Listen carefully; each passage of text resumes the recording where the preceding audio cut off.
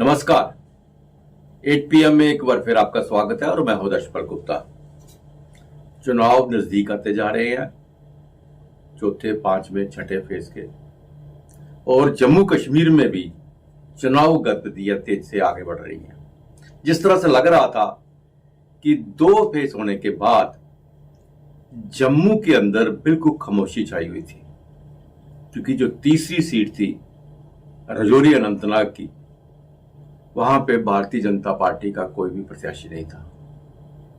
और यहां भारतीय जनता पार्टी का प्रत्याशी ना हो और कांग्रेस का भी प्रत्याशी ना हो, तो लग ही नहीं रहा था कि चुनाव यहां पे है। बस यूं लग रहा था कि चुनाव खत्म हो चुके हैं। हर एक 4 जून का इंतजार कर रहे हैं, क्या नतीजे आएंगे। भारतीय जनता पार्टी खामोशी से बैठी हुई थी, कैंडिडेट तो नहीं खड़ा किया, लेकिन पिच के बाहर वो बैटिंग कर रहे थे, बैट और बॉल से खेल रहे थे, यानी कि अपनी पार्टी के अल्ताफ के कैंडिडेट को समर्थन देने की बात कर रहे हैं, लेकिन खुल के नहीं। इसमें एक संजय बना हुआ था सब जगह, खासकर राजौरी पुंछ के जो भारतीय जनता पार्टी के कार्यकर्ता हैं बड़े परेशान थे, क्योंकि भारतीय जनता पार्टी ने खुल के कहा नहीं था उनको, और ना ही कोई उनका अपना कैंडिडेट था। लेकिन अब भारतीय जनता पार्टी ने खुल के सामने आ गई और अपने प्रचारकों को राजौरी, पुंछ, अनंतनाग में प्रचार करने के लिए भेज दिया। यहां से जो ग्राउंड रिपोर्ट जो आ रही है, वहां लग रहा था कि नेशनल कॉन्फ्रेंस का पलड़ा भारी है। मियां अल्ताफ जो है उनकी काफी से है उस तरफ, उनके परिवार का भी अच्छा रुतबा और प्रभाव है। लेकिन अब भारतीय जनता पार्टी के कार्यकर्ताओं का वहां फैल जाने के बाद हालात बदल रहे हैं। सूत्रों से जो हमें पता चल रहा है कि हर दिन जो है भारतीय जनता पार्टी के कार्यकर्ताओं के कारण अपनी पार्टी का कैंडिडेट जो है वो स्ट्रांग होते जा रहे हैं। लेकिन उसके साथ महबूबा मुफ्ती वो भी बार बार आरोप लगा रही है कि हमें जानबूझकर चुनाव में प्रचार करने के लिए रोका जा रहा है, हमारे नौजवानों को जेलों में भरा जा रहा है। पुलवामा में धारा 144 लगा दी गई है ताकि अब प्रचार ना कर सके। वो तो यहां तक उन्होंने कहा है ये 87 जैसी पोजीशन आ गई है, जिस तरह से उस वक्त धांधली हुई थी चुनावों में। और चुनावों की धांधली के बाद ही आपको याद होगा कि कश्मीर के अंदर आतंकवाद फैला था। महबूबा मुफ्ती ने यही कहा है, यही अब भी वैसा ही समय है। और दूसरी तरफ जो अपनी पार्टी के वो कह रहे हैं कि एनसी और पीडीपी दोनों एक दूसरे के साथ मिले हुए हैं, और कश्मीर के अंदर आज तक जो भी बर्बादी हुई है उनका कारण यही दोनों है। और दूसरी बड़ी बात यह है कि बारामूला सीट से सजाद गनी लोन जो है, उन्हें इलेक्शन कमीशन की तरफ से एक नोटिस भेजा गया है टीएमसीसी उल्लंघन के कारण, कि उन्होंने अपने एक्स पोस्ट पर वीडियो शेयर की थी जिसकी परमिशन परमिशन के साथ नहीं ली थी, और साथ में नो क्लियरेंस सर्टिफिकेट था। उसके कारण इनको भी नोटिस दिया गया है। और एक खुशखबरी है जम्मू कश्मीर के पेंशनर्स के लिए भी, कि अब CGHS जो है वो पेंशनर्स के लिए जम्मू कश्मीर यूटी में भी लागू होगी। इससे पहले जो सेंट्रल गवर्नमेंट के एम्प्लॉइज थे या IPS IAS ऑफिसर थे, उन्हीं के लिए लागू होती थी, जो बेनिफिट उन्हीं को मिल रहा था। लेकिन अब जम्मू कश्मीर यूटी में जितने भी एम्प्लॉइज जो हैं, पेंशनर हैं, उन्हें अब ये CGHS की फैसिलिटीज मिलने जा रही है। तो आइए अब नजर डालते हैं आज के समय। जम्मू कश्मीर के सांबा जिले में अंतर्राष्ट्रीय सीमा के पास एक पाकिस्तानी ड्रोन को मार गिराने के लिए बीएसएफ जवानों ने शुक्रवार रात गोलीबारी की। हालांकि 2 दर्जन से ज्यादा राउंड फायरिंग के बाद भी ड्रोन पाकिस्तानी सीमा की ओर जाने में कामयाब रहा। अधिकारियों ने बताया कि शनिवार को सीमा सुरक्षा बल बीएसएफ के जवानों ने देर रात पाकिस्तान की ओर से ड्रोन की आवाजाही का पता लगाया और लगभग 2 दर्जन राउंड फायरिंग की। अधिकारियों ने बताया कि फायरिंग के बाद ड्रोन वापस पाकिस्तानी सीमा की ओर चला गया। इसके बाद शनिवार सुबह रामगढ़ सेक्टर के नारायणपुर में बोडेट चौकी क्षेत्र को साफ करने के लिए एक तलाशी अभियान शुरू किया गया, जिससे ये सुनिश्चित किया जा सके कि ड्रोन के जरिए किसी हथियार या नशीले पदार्थ की तस्करी ना की गई हो। बीएसएफ की 148 वाहिनी के जवानों ने पाकिस्तान की अशरफ अली पोस्ट से भारत की नारायण पोस्ट की तरफ प्रवेश करने का प्रयास करते हुए देखा। इसके बाद बीएसएफ के जवानों ने उस पर 2 दर्जन के करीब राउंड फायरिंग की, जिसके बाद ड्रोन पाकिस्तान की ओर चला गया। केंद्र शासित प्रदेश लद्दाख को राज्य दर्जा व संवैधानिक सुरक्षा की मांग को लेकर लेह अपेक्स बॉडी के समर्थन में 66 दिन से जारी भूख हड़ताल शुक्रवार को समाप्त हो गई। पर्यावरणविद सोनम वांगचुक ने लेह में चल रही इस हड़ताल को लोकसभा चुनाव में ध्यान में रखते हुए फिलहाल समाप्त करने की घोषणा कर दी। सोनम वांगचुक ने कहा कि लोकसभा चुनाव के 10 दिन रह गए हैं। हम नहीं चाहते कि चुनाव में किसी तरह की कोई दिक्कत आए, इसलिए हम हड़ताल को फिलहाल समाप्त कर रहे हैं। उन्होंने कहा कि हम उम्मीद करते हैं कि मतदान व मतगणना होने के बाद हमें जनहित के मुद्दों को लेकर फिर से हड़ताल करने की जरूरत ना पड़े। अगर फिर ऐसे हालात बनते हैं तो हम अपनी हड़ताल को फिर से शुरू कर सकते हैं।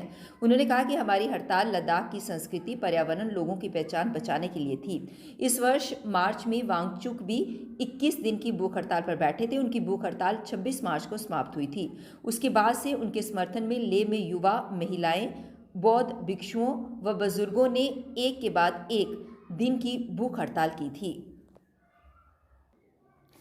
कश्मीर घाटी में पहले जब भी चुनावों की घोषणा होती थी तो अलगाववादियों की ओर से बहिष्कार की कॉल दी जाती थी, जिसका असर काफी हद तक देखने को मिलता था। लेकिन अनुच्छेद 370 हटने के बाद पहली बार लोकसभा चुनाव बिना किसी बहिष्कार की कॉल के होने जा रहा है। इस बदलाव को समाज के सभी वर्ग एक सकारात्मक बदलाव के रूप में देख रहे हैं। स्थानीय लोगों के अनुसार उनका हक है अपने नुमाइंदे चुनने का, जो पिछले करीब 30 दशकों तक दबाव के चलते छिन गया था।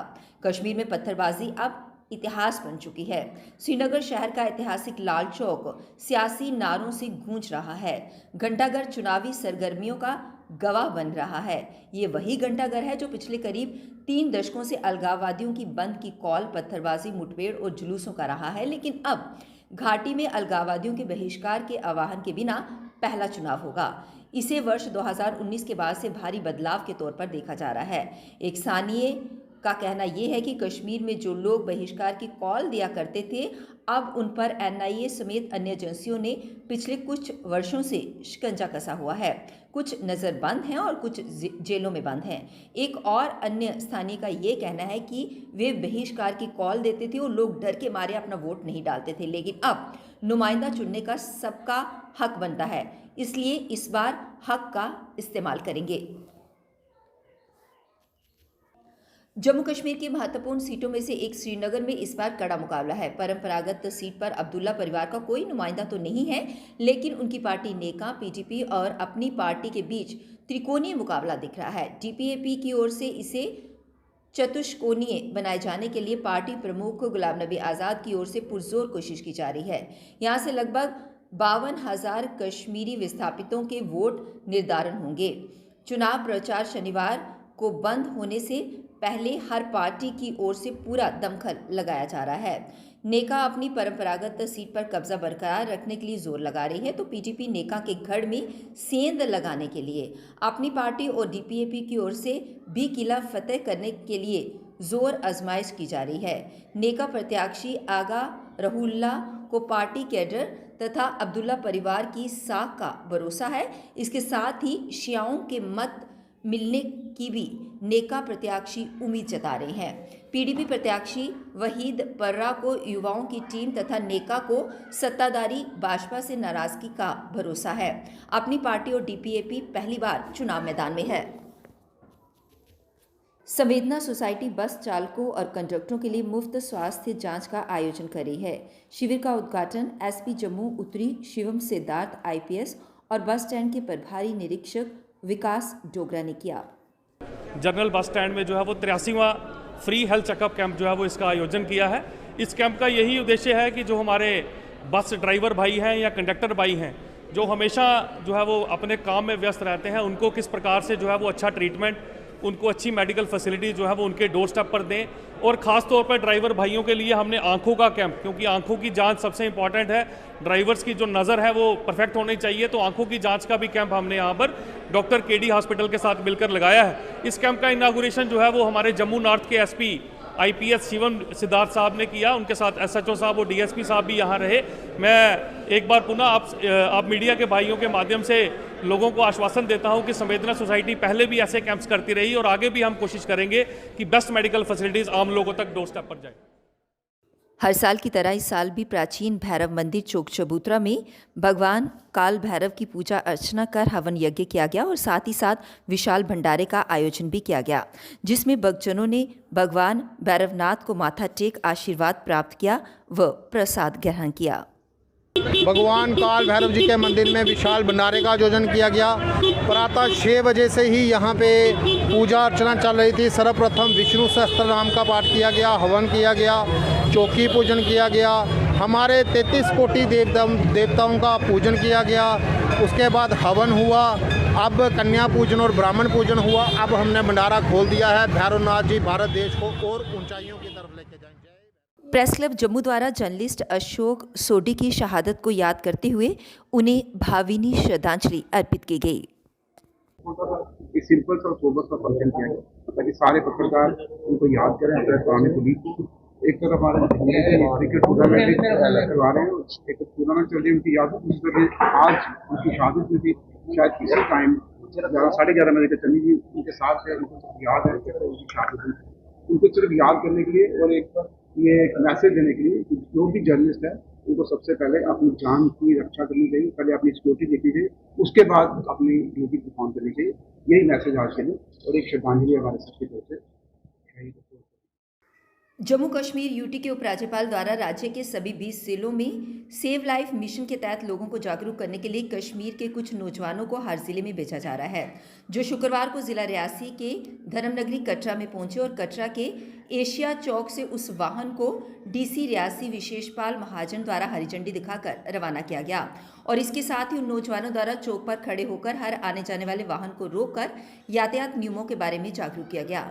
DC रियासी ने बताया कि mission save life safety rally के माध्यम से लोगों को हर जिले में जाकर जागरूक किया जा रहा है कि वो 2 पहिया वाहन चलाते समय हेलमेट का ज़रूर इस्तेमाल करें और कार या अन्य वाहन चलाते समय सीट बेल्ट ज़रूर पहने, जिस कारण मार्ग पर कोई छोटी मोटी दुर्घटना होने के कारण उनकी जान बच सके, क्योंकि हर इंसान की जान बहुत कीमती होती है और वाहन चलाते समय अपनी जान और अपने परिवार को ध्यान में रखते हुए यातायात नियमों का पालन ज़रूर करें, जिससे आपकी कीमती जान पर कोई आंच ना आए। ये टीम अलग अलग डिस्ट्रिक्ट्स करते हुए आज हमारे पास पहुंची है और हर डिस्ट्रिक्ट जो जम्मू और कश्मीर यूटी का उसको कवर करेगी।